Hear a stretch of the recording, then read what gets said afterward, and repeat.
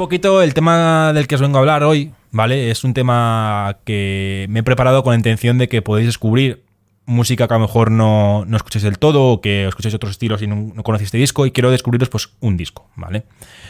Hoy vengo a hablaros de cosas como el disco que nunca grabó Bob Dylan. Hoy vengo a hablaros del disco que nunca grabó Bob Dylan. Y me diréis, ¿y este tema de qué nos vienes a hablar? ¿De qué nos vienes a hablar? Pues vengo a hablar del disco que nunca escribió y nunca grabó. Bueno, escribir sí, grabar no lo grabó Bob Dylan. ¿Y cómo le conocemos? ¿Vale? ¿Nos lo vas a decir? Pero entonces, vengo Sergio, aquí ¿cómo lo grabó, Sergio? ¿Cómo lo grabó entonces? Pues ahora os lo diré. Porque es que esta historia que os voy a contar comienza con un accidente. Y no es la suerte de accidente de que una persona con una voz extraña, amada y odiada al mismo tiempo por la gente cuando esta persona comenzó a cantar y a ser una persona más o menos de renombre, estamos hablando obviamente de Bob Dylan, y no es la suerte de que grabase 7 joyas para esa época en forma de LP, sino que tuvo un accidente de moto, ¿vale? Tuvo un accidente de tráfico este señor.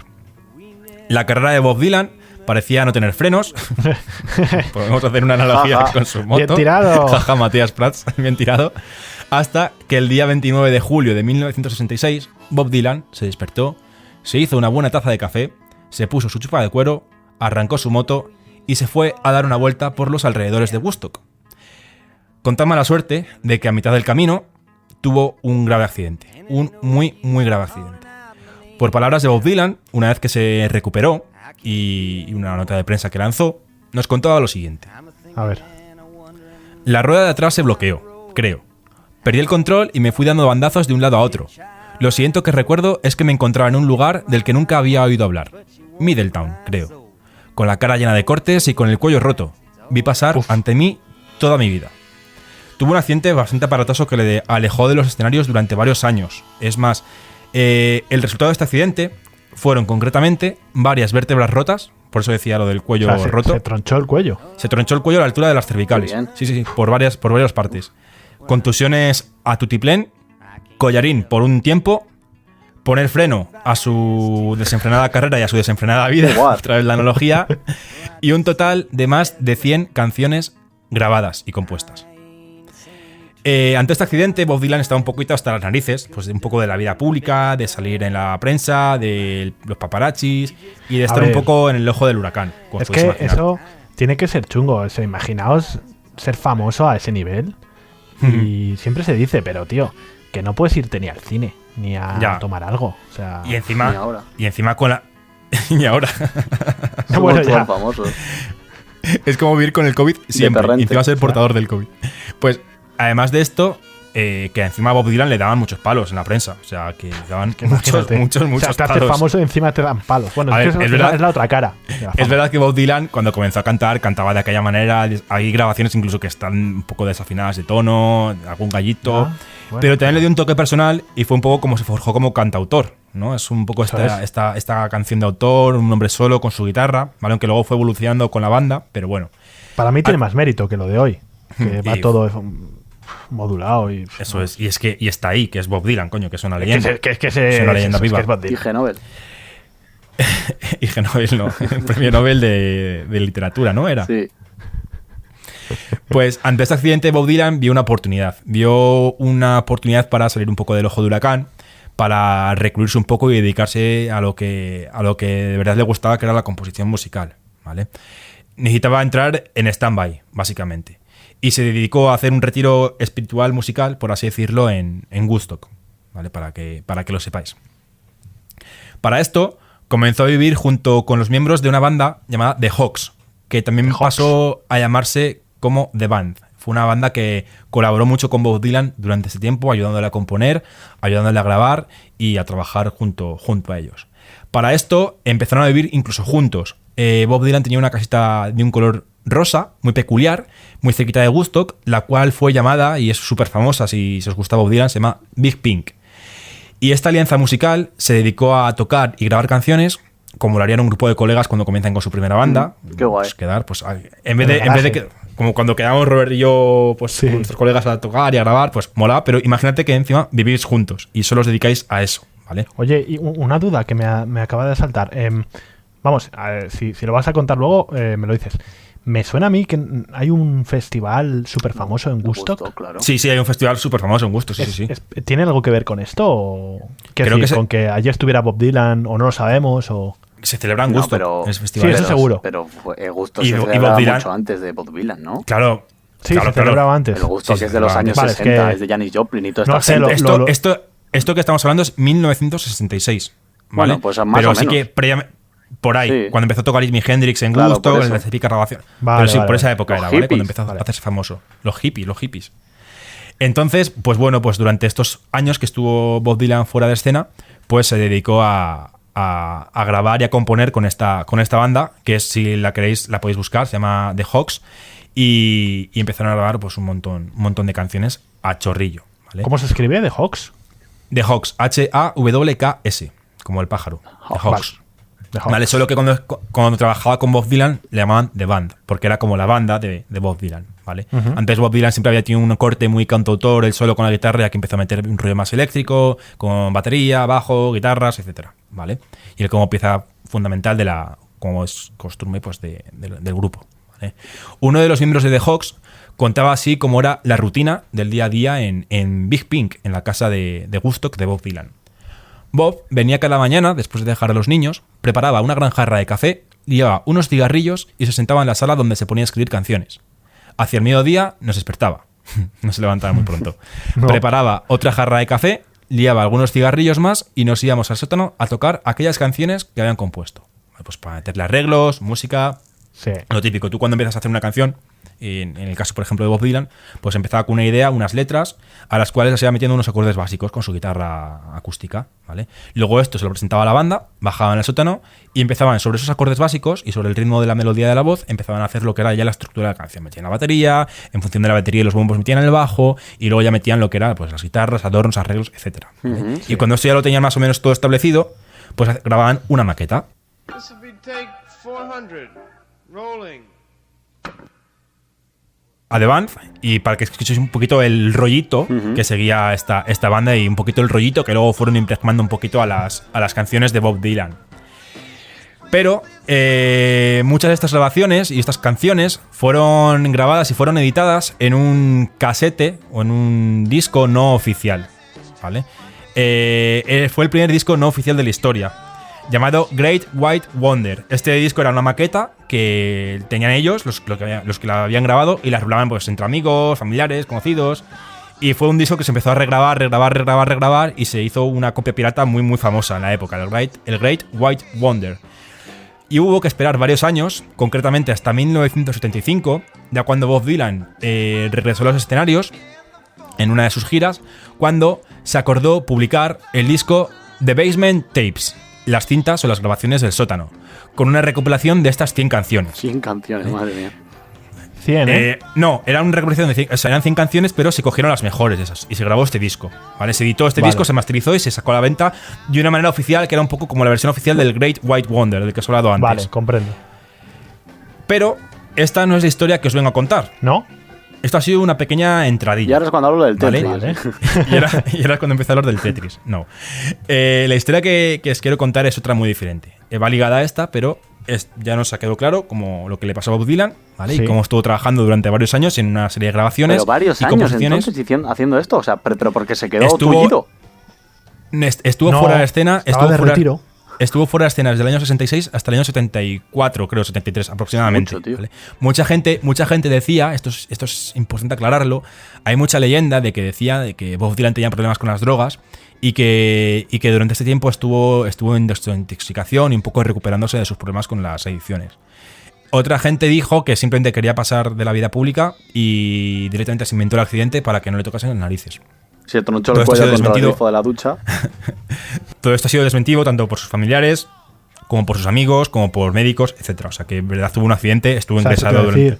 Tendría el parte médico y... Eso es, o sea, estuvo ingresado, le han quedado secuelas, dice que todavía tiene muchísimos dolores de espalda, o sea, que en verdad el tío quedó jodido de la espalda, ¿vale? Sí. Pero bueno, la historia de la cual os vengo a hablar comienza varios años después. Concretamente, en el año 2014. Vale. En el año 2014, casi 40 años después de la publicación de The Basement Tapes y casi 50 años después de su composición, el famoso La persona que vale, el famoso productor T-Bone Barnett, que fue un guitarrista que había girado con Bob Dylan en la gira del año 75-76, una de las giras más famosas que hizo Bob Dylan por entre Estados Unidos y Canadá, llamada Rolling Thunder Review, se encontró en unas cajas varias anotaciones a máquina de ideas desechadas que no terminaron de tomar forma, creadas por Bob Dylan en esa etapa de retiro durante esos años, en la época de la grabación de The Basement Tapes. Muchas de estas escritos e ideas eran simplemente letras inconclusas, sí, notas, ¿no? Y alguna idea suelta, incluso algún dibujo con alguna idea, ¿Pero letras. no estaban grabadas? No había ni maqueta, ni eran ideas desechadas. Eran ideas que había escrito Bob Dylan y que no las había llegado a un término, a un buen puerto. Entonces, T-Bone Barnett se puso en contacto con Bob Dylan, que gracias a Dios, gracias a los dioses del Cosmere, sigue con nosotros. De momento no ha muerto, aunque no sé cuándo estaréis escuchando esto, esperemos que no haya muerto. No. Vale. Esperemos. ¿Te imaginas? Mañana se muere Bob Dylan. Y justo pues acordaron que se iba a hacer algo con esto. ¿Vale? T-Bone Barnett es un máquina, el pavo este. O sea, sabe de música un montón y es súper buen guitarrista.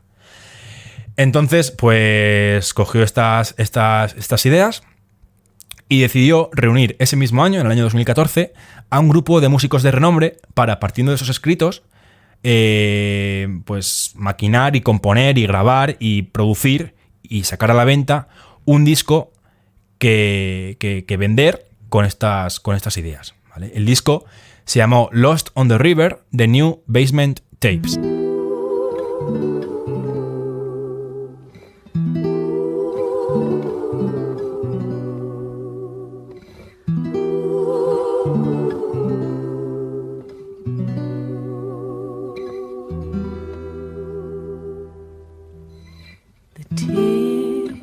Of a woman are hidden within. As she moves from one to the next, her spirit grows thin. And when she falls in love, it's hard, but it's true. But it's oh so much harder when that man is you.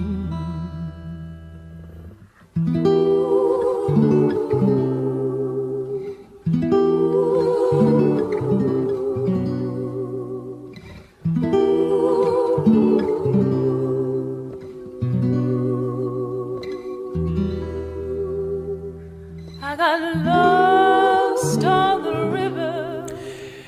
Este grupo de músicos que compusieron temas como el que estáis escuchando ahora mismo, estaba compuesto por los siguientes artistas: el famoso Elvis Costello, Rhiannon Giddens, que es la que podéis escuchar ahora mismo a la voz, Taylor Goldsmith, Jim James y el famoso Marcus Mumford, de los Mumford & Sons. Además, como dato curioso, colaboraron artistas especiales, como el caso de Johnny Depp, a la guitarra. Johnny Depp le gusta mucho la guitarra, por si no lo sabíais, es un bastante buen guitarrista y participó en este disco grabando algunos solillos, algunos riffs de guitarra.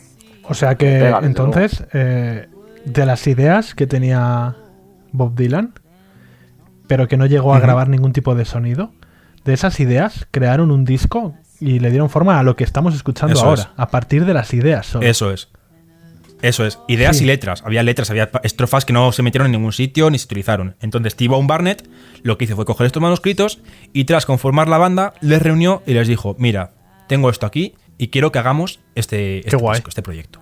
Los manuscritos fueron entregados a estos artistas con la finalidad de que cada uno de ellos aportase un poco sus ideas para grabar estas canciones, componerlas y editarlas y luego venderlas en el formato de New Basement Tapes.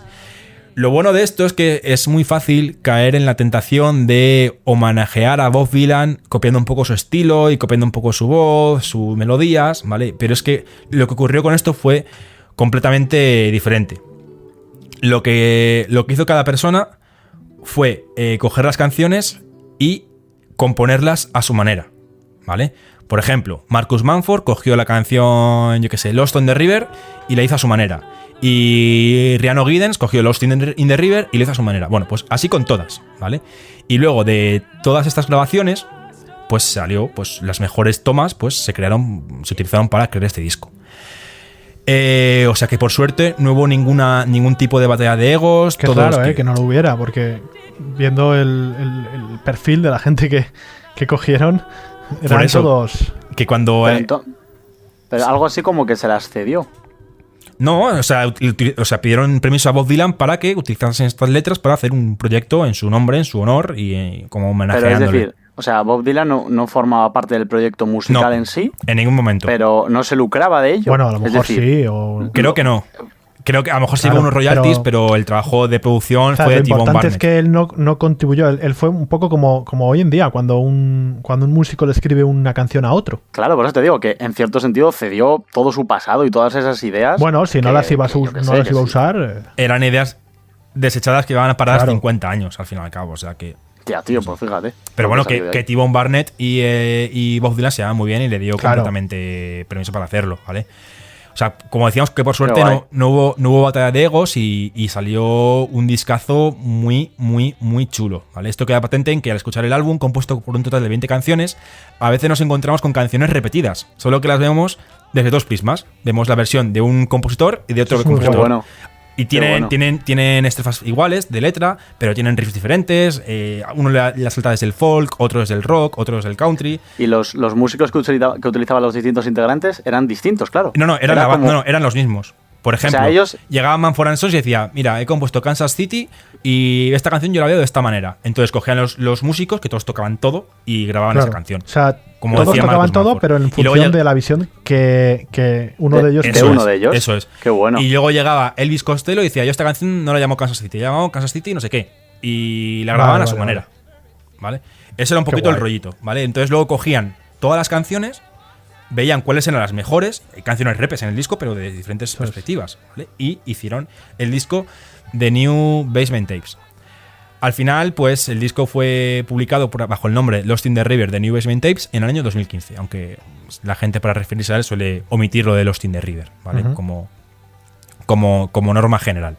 Y para no extenderme demasiado, ya que os he contado un poquito cómo es la movida, de dónde surgió la idea y cuál es el disco, y al fin y al cabo esta sección tiene como finalidad que escuchéis este disco y que descubráis otros estilos, incluso a otros artistas. Yo, por ejemplo, a Elvis Costello no le conocía, ni a Rhiannon Giddens, y estoy a topísimo con ellos ahora mismo. O sea, bueno, pero por ejemplo, Mumford sabía que sí, a ti te molan bastante, Mumford & Sons. Claro, yo conozco el proyecto este. Aparte de por un colega mío, por Adri, lo conozco por la canción Kansas City de Marcus Mumford, que me moló un montón. Y entonces fue cuando ya hablando con un colega, descubrimos el disco tal, y me lo pillé y es una pasada, ¿vale? Y como esta es un poco mi sección, os voy a poner un poco un fragmento de mi canción favorita de este disco, que ya lo he nombrado, es Kansas City, interpretado por Marcus Mumford y con la colaboración especial de Jack Sparrow a la guitarra. Es más, si veis el videoclip de la canción, mola mucho ver a todos estos músicos y de repente ver a Johnny Depp tocando una guitarra ahí eléctrica. Es muy, muy curioso, es para verlo, ¿vale? Qué guay. Así que allá vamos.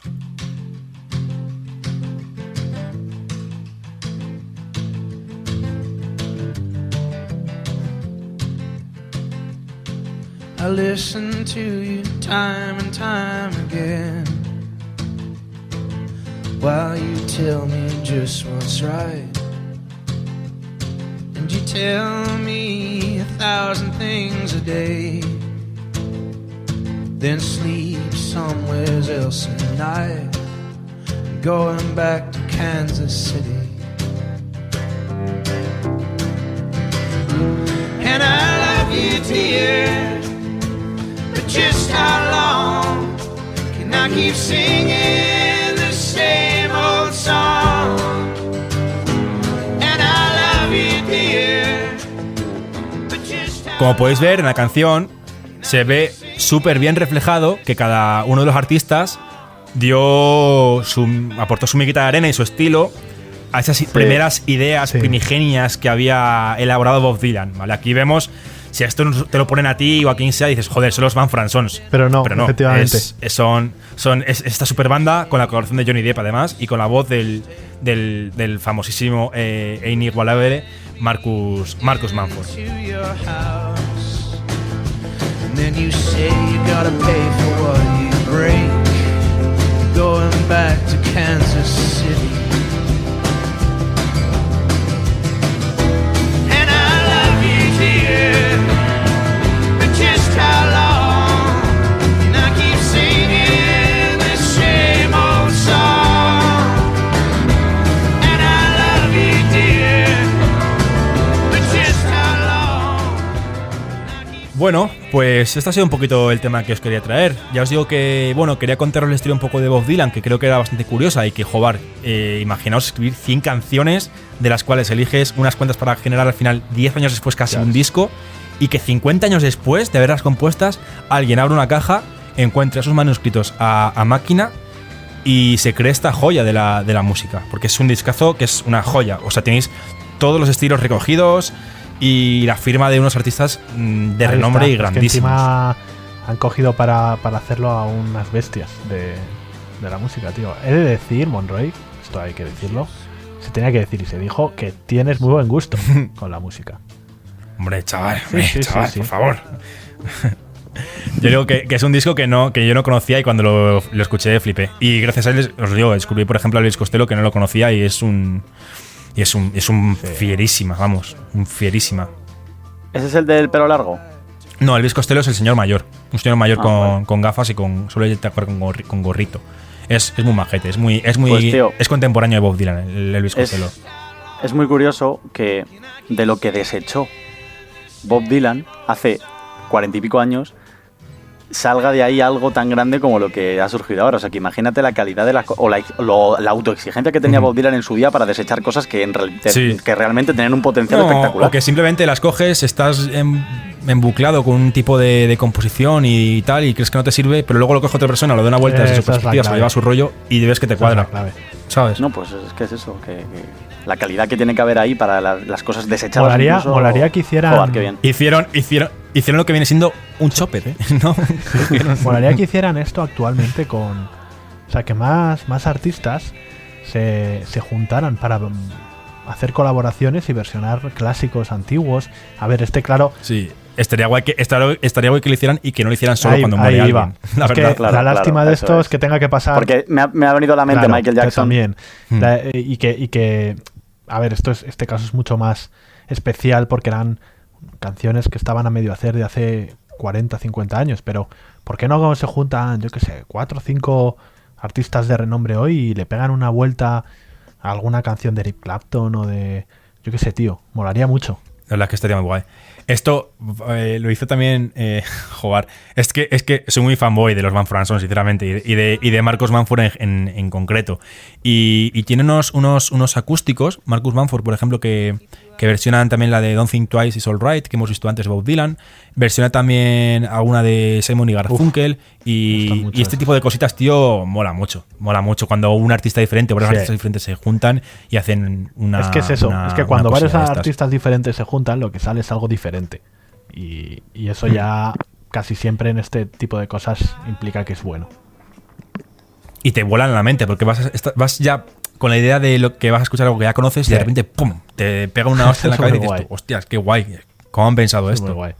Sí. Bueno, pues hasta aquí mi tema. Os dejo con esta pausita musical. Antes el tema de Roberto, y el tema que vais a escuchar en esta pausa musical se llama When I Get My Hands on You, que es también uno de los temas de The New Basement Tapes. Gonna make you carry me.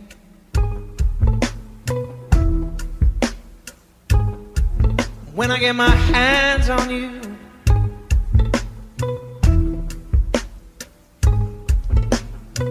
Gonna make you marry me. El Puente 4. Un programa presentado por David Álvaro, Sergio Monroy y Roberto Álvaro.